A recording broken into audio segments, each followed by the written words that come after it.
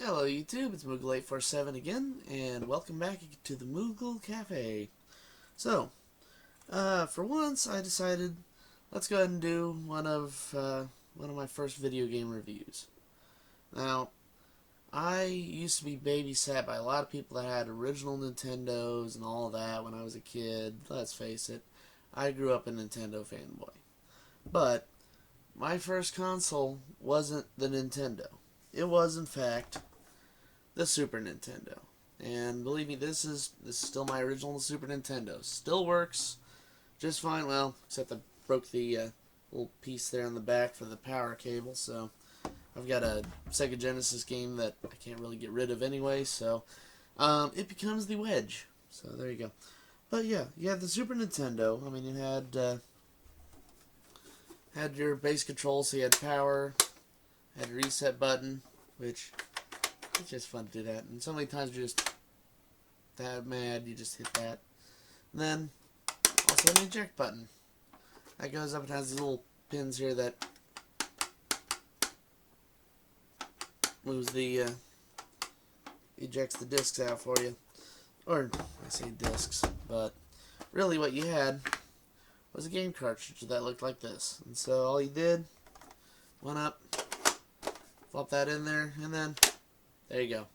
And also, with the original SNES games, they had this little gap here that made it so that when you turn it on, this little thing comes up, holds the game in place. Literally, you could do that. Just go up, put that in. Yeah, whatever. Anyway. And yeah, it was also nice because this is all the disc cover. Done. But yeah, your games ended up being played with this type of controller. Now, granted, this is an aftermarket that, looking back, I wish I hadn't gotten because, like this particular one, the D-pad's a little off center. If I push directly down, it just kind of wants to sit in the wrong direction. But yeah, you had a directional pad, start, select. Yeah, there you go. Had A, B, X, Y, and then left and right. That was it. That was our entire controller. That was how you played the games. And believe me, that was all you needed. But, yes, but this Super Nintendo was the one we got. I think we got it Christmas around, was that around 91, the end of 91? So, you know, the Super Nintendo is fairly recent, and, or recent enough. But yeah, and then it came with Super Mario World, which essentially is Super Mario Brothers 4. But they just didn't call it that, they called it Super Mario World. So anyway, but really this is more of a review of Super Mario World than anything. Now with Super Mario World, the story is pretty much exactly the same as all the other Mario games. Bowser shows up, kidnaps the princess, and Mario and Luigi have to go rescue her.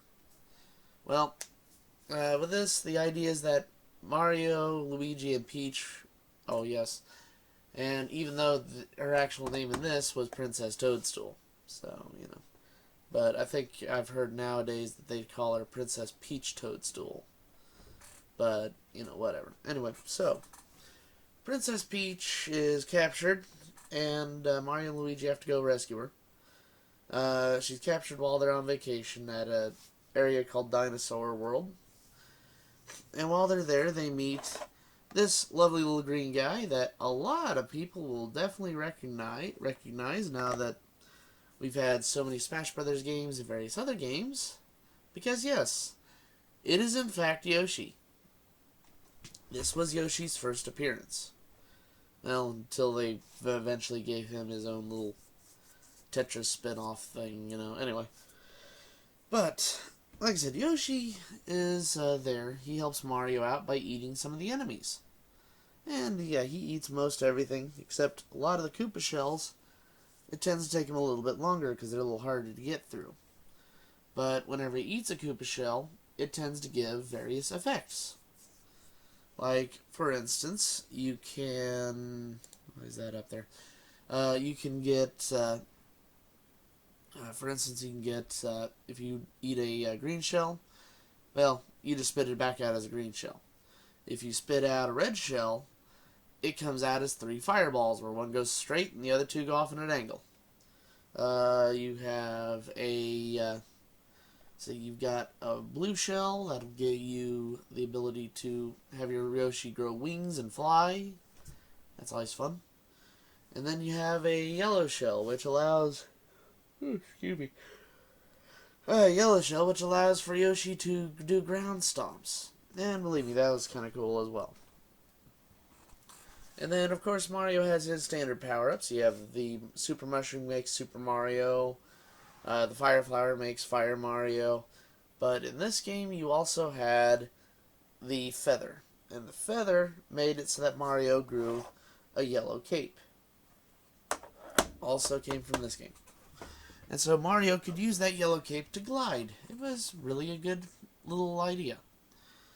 Of course, you also have the Starmen and the 1-ups. You know, those are still there.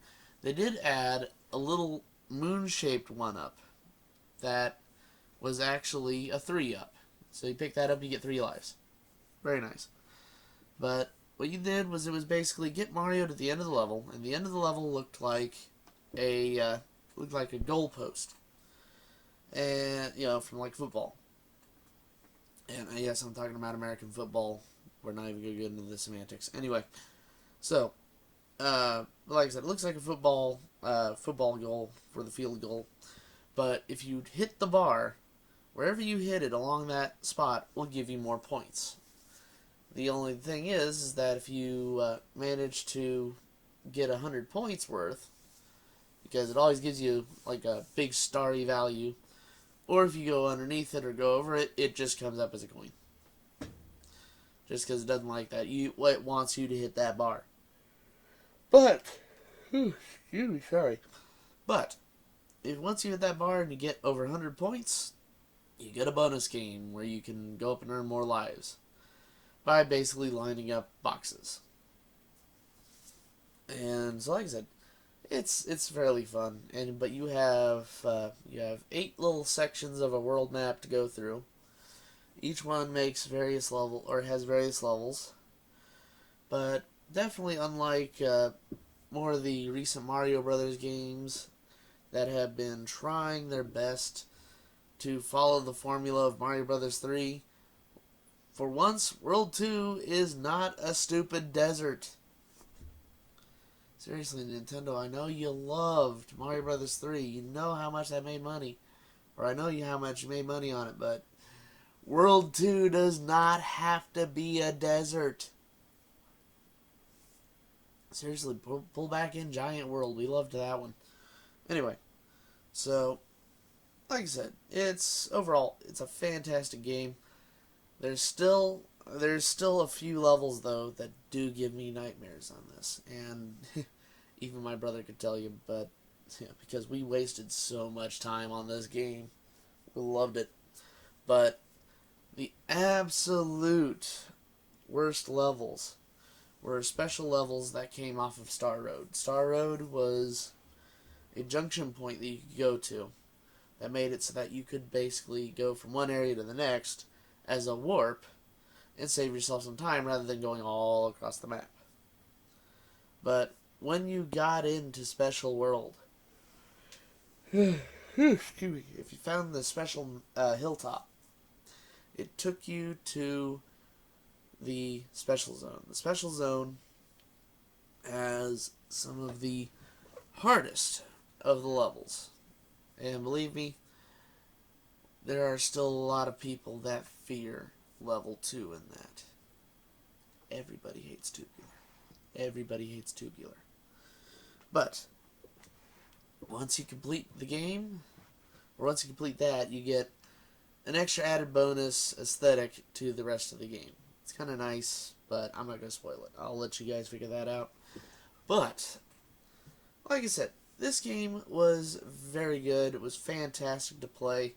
And, it also was where they started doing a lot more of the humor with Mario. Because every area, after you beat a castle, it shows Mario demolishing the castle. And so it's like the first time, well, he goes up and he has a plunger, you know, the old-fashioned hand plunger and dynamite.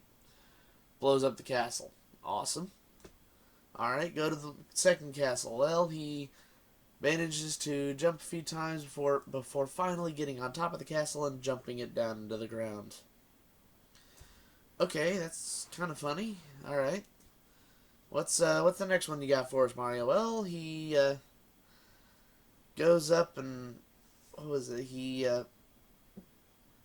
I think that one was the one where I forgot what that. Oh yeah, I think he just like either picks or not. It's either he picks it up and kicks it off, or he's the one. Or it's the one where he like takes a mop and like wipes the castle away. I can't remember, but like you know, there's definitely some where it got a little more funny, where like he hits a plunger and you see the thing like or they see the castle rock or rock a little bit, and then it flies up into the air, and Mario's looking up at it before finally watching it go off in the distance and hitting a hill. But like I said, this was the beginning of it. I'm not gonna ruin all of them for you. I've ruined enough of them. But really, like I said, this was the game that started that out. It was the first Mario game I owned, and I was a huge Mario fan anyway. But to finally have a Super Nintendo, or to finally have a Nintendo system and have that was awesome.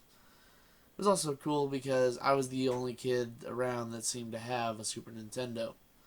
Until one of my neighbors down the street, but you know. And then I had another friend that, like all my other friends were Sega Genesis fans, but I was the one that was like, yeah, Nintendo. This is the one.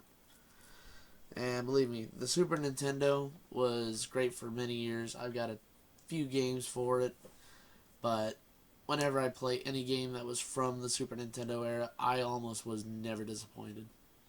So, you know, good system, fantastic games, fantastic games to it.